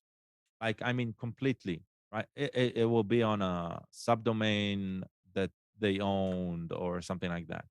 I'm not talking about complete. Actually, there were a few that provided complete DNS registration for free, but they disappeared, right? Every single one of them at one point just disappeared, or their offering has changed and it's no longer free, or if it was free for everything, then it's no longer free for commercial use, etc. Right? So it's, I mean, free has a limit. Uh, uh, Yeah. unless it's government owned, right? Then that limit is does not belong to the people. Well, if it's, I mean, if government owned, then you pay for it. Well, what I mean is, I, as a citizen, right? Yeah. If the government discusses putting it out of business or Oh, or selling it or what, yes, I have been part of it. It has been mine, right? right. Because it was government owned. But if it's a privately owned service. It's a privately owned Yep. service. The fact that I was using it doesn't make it mine. So yeah, Yep. that's what we're facing. We're facing just Correct. sort of realization that it's time to wake up. Yep. Talking about time to wake up. Time to. Time to take a nap. Yeah. A second cup of coffee or something. Yep. All right.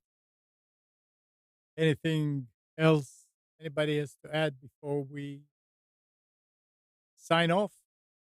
No, well, if anybody listening to the show is in the North Carolina area, I will be at Game Through 23 at the Raleigh Convention Center next weekend, selling some of my artwork. So if anybody's gonna go, This is tell us again about this convention.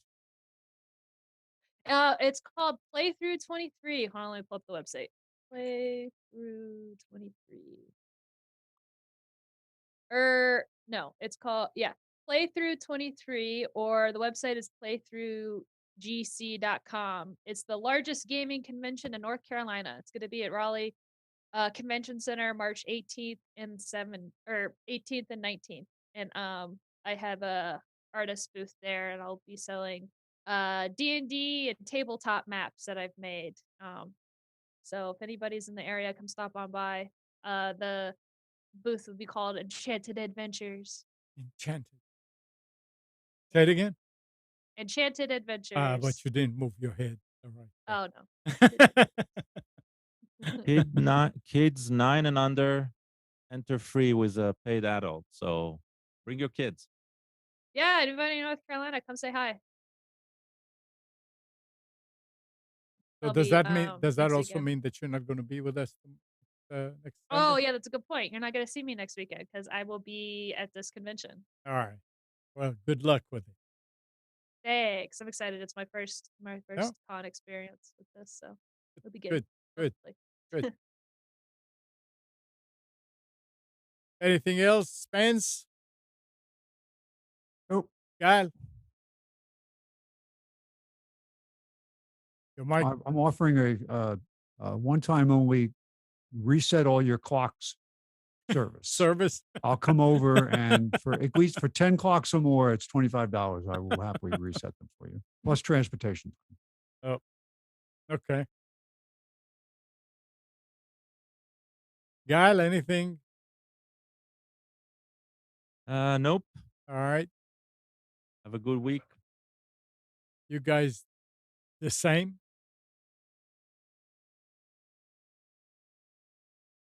And thanks again, Katie, Spence, Gal.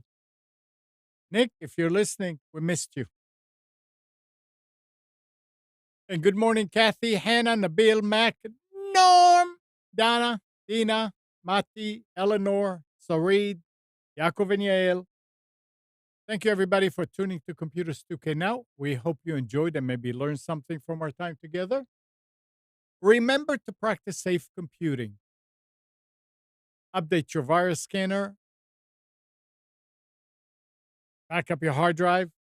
And change any passwords that you use the same on multiple sites. You should not be doing that. We'll be back here next Sunday at 9, but you can always reach us at computers2know.com.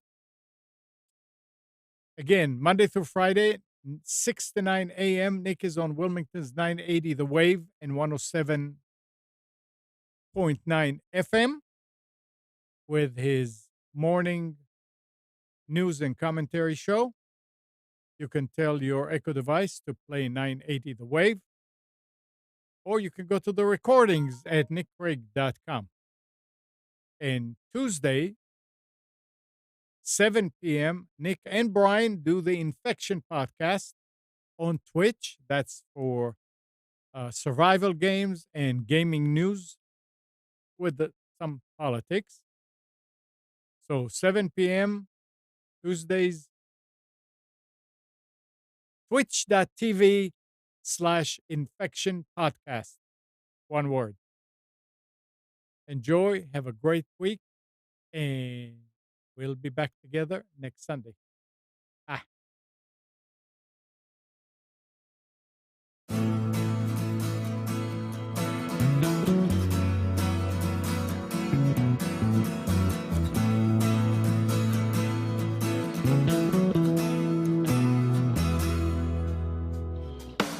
You are tuned to the Nissan Communications Network. If you tuned in too late, you can always watch each program in its entirety or download an MP3 audio file of it in the archives section at nissancommunications.com. Don't forget to subscribe to our YouTube channel, follow us on Twitter, and like us on Facebook. Sponsored by StreamingGear.com, Carolina Apparel, and DeltaForce.net.